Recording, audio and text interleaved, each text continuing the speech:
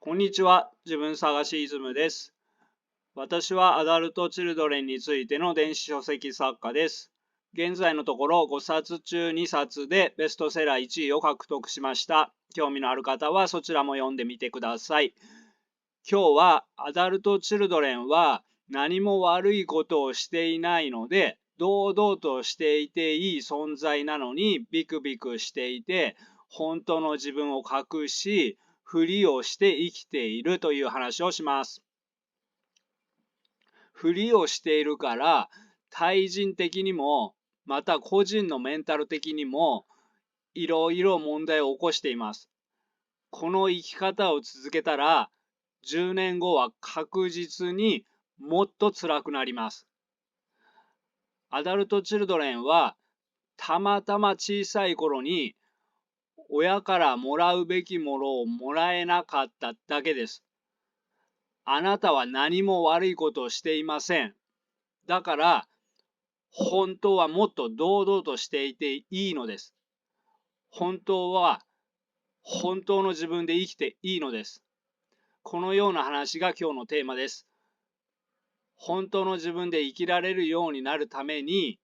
最後まで見ていってください。最後がメッセージです。このチャンネルはアダルト・チルドレンの治し方や改善方法や少しでも生きやすくなるための情報などを配信しています。興味のある方はチャンネル登録をお願いいたします。また字幕の整備もしてありますので、字幕が必要な方は字幕の設定をオンにしてください。アダルト・チルドレンは存在しているだけで愛されるという経験がないので、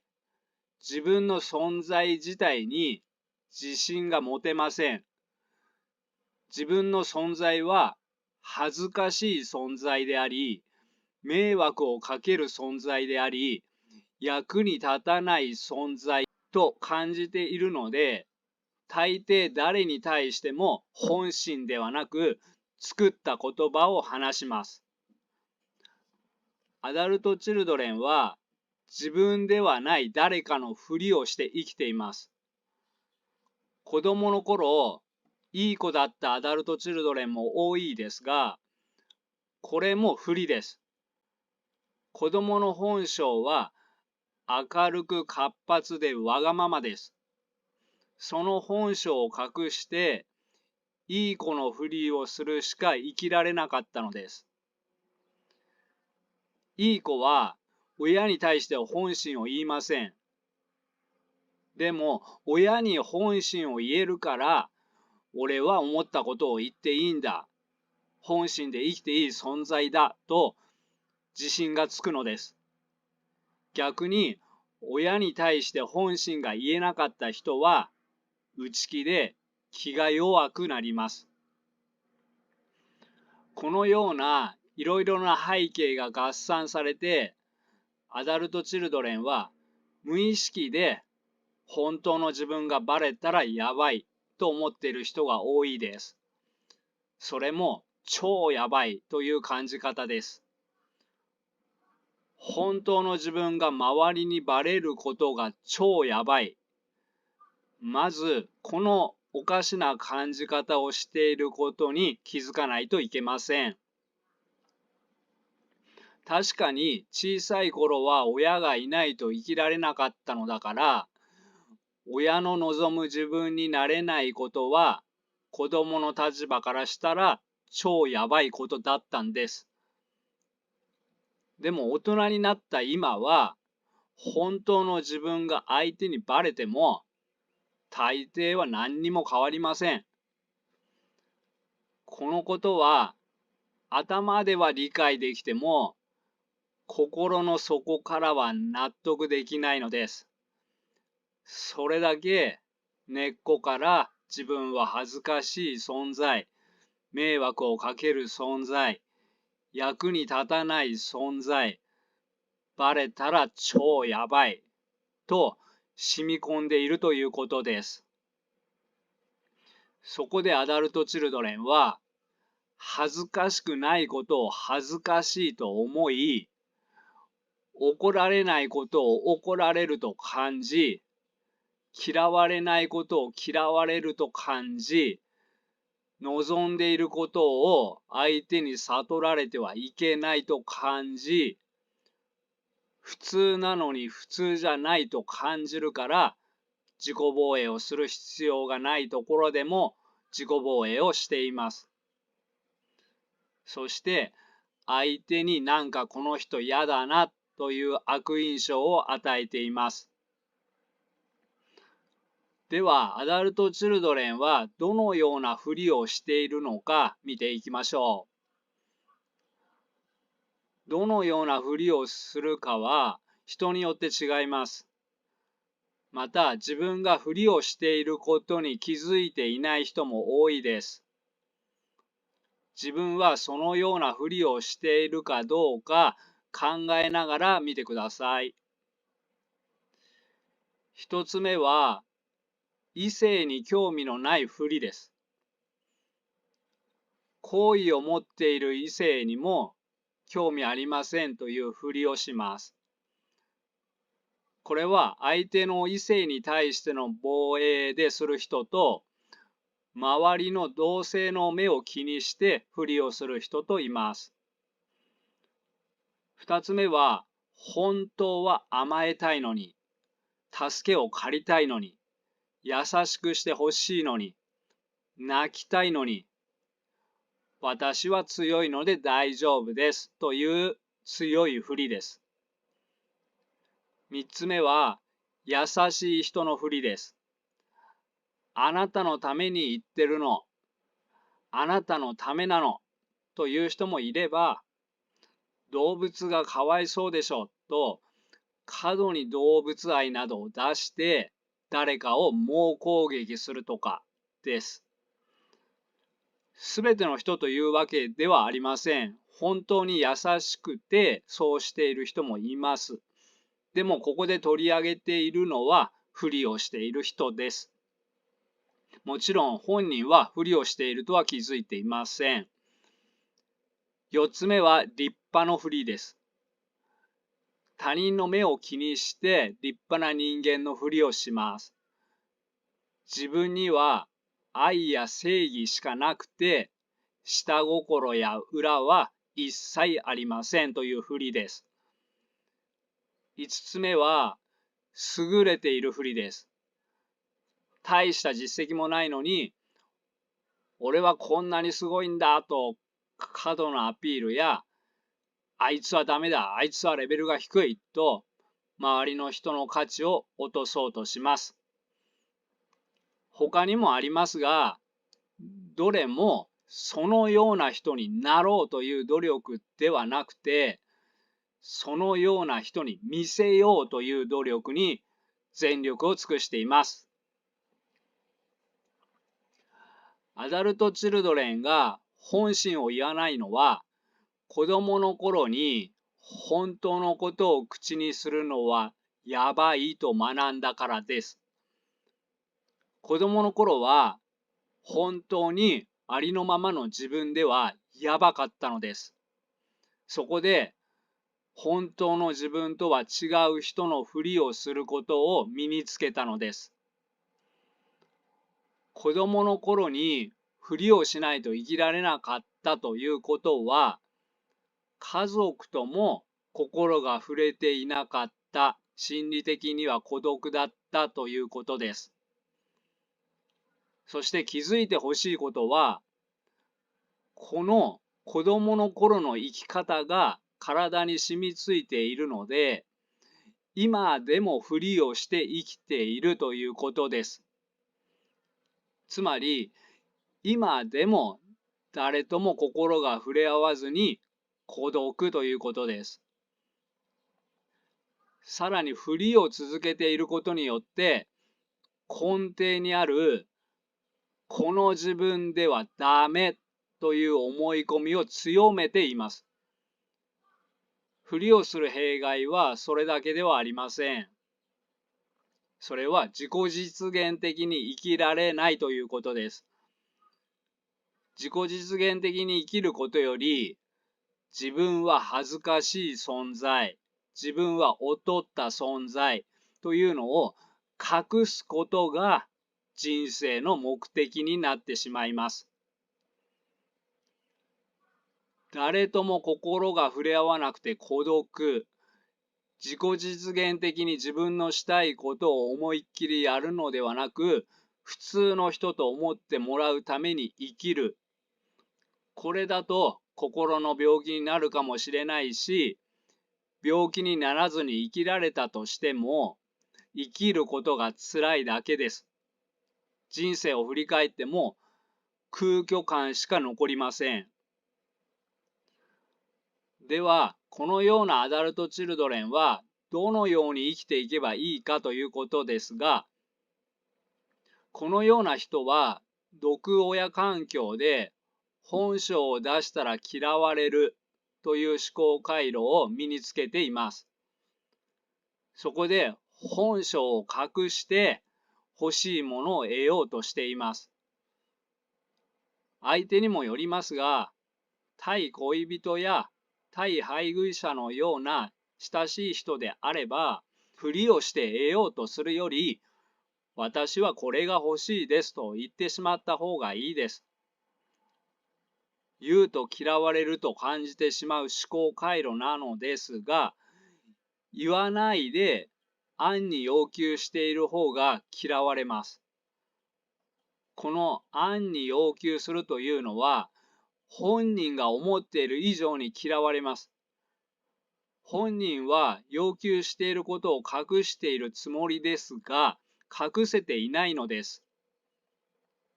例えば、アダルト・チルドレンは親に甘えられなかった人が多いですが、このような人は大抵甘え下手になります。そこで、ああしてほしい、こうしてほしいは隠しています。でも心の中では、このああしてほしい、こうしてほしいがものすごく強いです。ものすごく強いのだから、言葉にしなくても、態度や雰囲気では本人が思っている以上に外に出ています。これは相手をものすごく不快にさせます。親に満たせてもらえなかった本性的な欲求というのは、隠そうとしても隠せません。このような理由から、相手が親しい人の場合は、これが欲しいですと言ってしまった方がいいです。言ったからといって、それが通るのかというと、それは別の話です。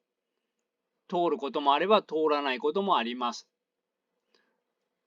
通らないからといって、怒ったり不機嫌になるのは甘えです。欲しいものを欲しいというだけなら甘えではありません。自分の欲求に忠実に生きているだけです。もう少し補足すると、アダルト・チルドレンは愛されて育っていないから、すべての人に嫌われることを恐れているのです。こうなれば、誰に対してもガッチガチに自己防衛をします。ガッチガチだから、他人が入ってくる隙間や近づいてくる隙間を一切与えません。これは相手にしてみたら、お前は敵だと言われているのと同じです。だから親しい人ができないのです。心が触れ合うような親しい人を作るには、まず自分が嫌いな人とか、自分にとってどうでもいい人には嫌われてもいいという心境にならないと難しいです。話を戻すと、確かにこれが欲しいですと自分の本性を言うと嫌う人も出てきます。心が未成熟の人は自分目線しかないので、相手の本性をものすごく嫌います。でも自分にとってどうでもいい人には嫌われてもいいのであれば、親しくなっても幸せになれない人、つまり心が未成熟の相手は最初から切って、本当の自分で生きている時に受け入れてくれる人だけを対象にして、その人に全力を注ぐという生き方ができます。ここで進めているのはこのような生き方です。もちろん怖いからふりをする生き方をしていたわけで、急には変われません。でもそういう生き方があるということを知っておくと、進む方向が見えます。また、アダルトチルドレンは欠陥品ではありませんが、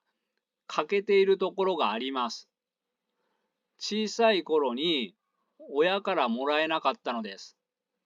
決してあなたが悪いわけではありません。でも、欠けているなら、欠けている生き方を見つけないといけません。人と同じことができなければいけないのではなくて、できないならできないなりの生き方を考えましょう。いろいろな心理学者が言うように、自分自身で生きないと人が怖くなります。人生が怖くなります。人生は自分自身で生きない限り地獄になります。人と同じになることを目標にするのではなくて、自分自身で生きることを目標にしましょう。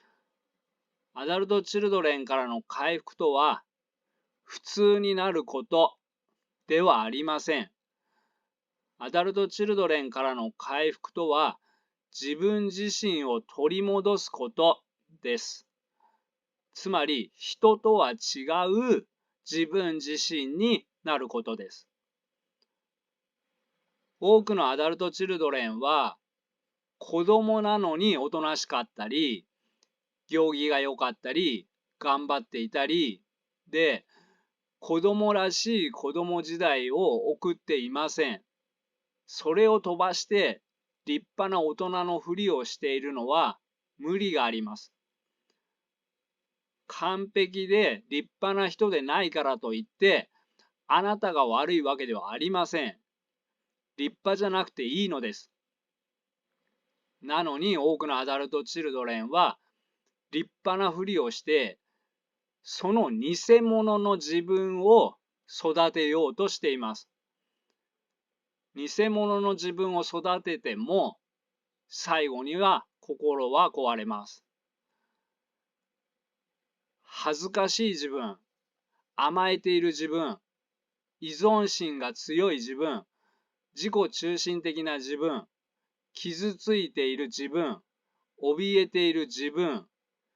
感情や欲求のある自分が本当の自分です。この自分を育てましょう。では、ポイントを振り返りながらまとめます。多くのアダルトチルドレンは、子供の頃、本当のことを話せなかった。言葉を取り繕って話していた。つまり、家族とさえ心が触れずに、心理的には孤立していました。そして知らず知らずのうちに、この小さい頃の冷たい環境を生き延びるための生き方が体に染みついてしまったのです。だから今でも本当のことを話さない、言葉を取り繕って話す、ふりをする、などをしているのです。アダルトチルドレンは気づいていない人が多いのですが、人生の目的がおかしいです。周りに普通の人だと思ってもらう。周りに優しい人だと思ってもらう。周りにすごいなと思ってもらう。ふりをしてこのような人だと思ってもらうことが人生の目的になっています。でも他人にとってはあなたがどういう人だろうがあまり関係ありません。他人はあなたのことをそんなに真剣に見ていません。アダルトチルドレンは自己防衛をする親に育てられているので、人と同じにならないといけないと思っている人が多いです。そもそも人は皆同じではありません。ましてやアダルトチルドレンなのに愛されて育った人と同じになろうとしているのは無理があります。人と違うのなら無理して人と同じになっても幸せにはなれません。人と同じになったら幸せになれるのではなくて、自分自身にならないと自己否定を強め不幸になります。なので人に見せる生き方に全力を尽くすのではなくて、少しでも自分が楽しいことをしましょう。少しでも自分のしたいを満たすことを目標にしましょう。気づいてほしいことは、ふりをして生きている人は、その根っこにある自分は恥ずかしい存在という思いをどんどん強くしています。自分を隠せば隠すほど、その根っこにある自分は恥ずかしい存在という思いを強くします。また、ふりをして生きているから、人と心が触れ合うことがなく、孤独感を増しています。さらに、ふりをして生きているから自己実現的に生きていません。こんなに自分にとってマイナスなのに、ふりをしてしまうのは、自分を不当に低く評価しているからです。アダルトチルドレンほど自分を低く評価し、そして低く評価していることに気づいていない人はいません。小さい頃にありのままの自分ではダメだとされ、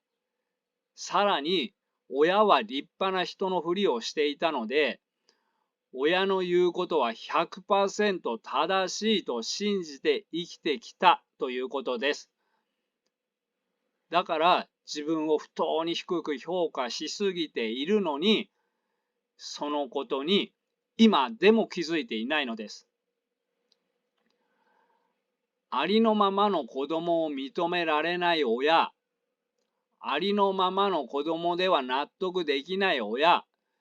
ありのままの子供では恥ずかしく感じる親、ありのままの子供では可愛いと感じられない親、このような親が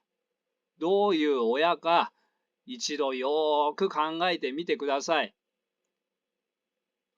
要するに、親が心が未成熟だったということです。親が毒親だったということです。親が子供の心を育てる能力がなかったということです。つまり、恥ずかしがらなければいけないのは親の方です。あなたが恥ずかしがるのは、親の責任転嫁に今でもまんまと騙されているということです。アダルトチルドレンは恥ずかしい存在ではありません。ふりをして生きていかなければならない存在ではありません。ふりをして生きていかなければならない人とは、犯罪をしたけど隠している人、偉そうなことを言っているけど汚職している政治家、悪いことをしていると知っているけどそれを隠している人などです。アダルトチルドレンはこのような悪い人たちには当てはまりません。アダルトチルドレンは何も悪いことをしていないのに人生の重荷を背負わされている人です。にもかかわらず、この不公平で不当な人生を引き受けている人です。本当はもっと堂々としていいんです。愛のある親は子供が可愛いので、ここにいるだけで愛を与えます。存在しているだけでです。このような環境で育った人は、能力がなくても、その自分を恥ずかしいとは思いません。だからふりをする必要がありません。ふりをしないで生きているから、どんどん自分に自信が持てるし、親しい人もたくさんできます。この人とアダルトチルドレンとの違いは、人間としてのスペックではなくて、存在自体を愛された経験があるかないかということだけです。それだけです。アダルトチルドレンは、本当はもっと自己授与していいんです。本当は自己授与していい立場にいるんです。ただ、存在自体を愛された経験がないので、どうしても思考の癖で自己授与ができないんです。これは少しずつ変えていくしかありません。このことを毎日毎日何度も何度もよく考えてみてください。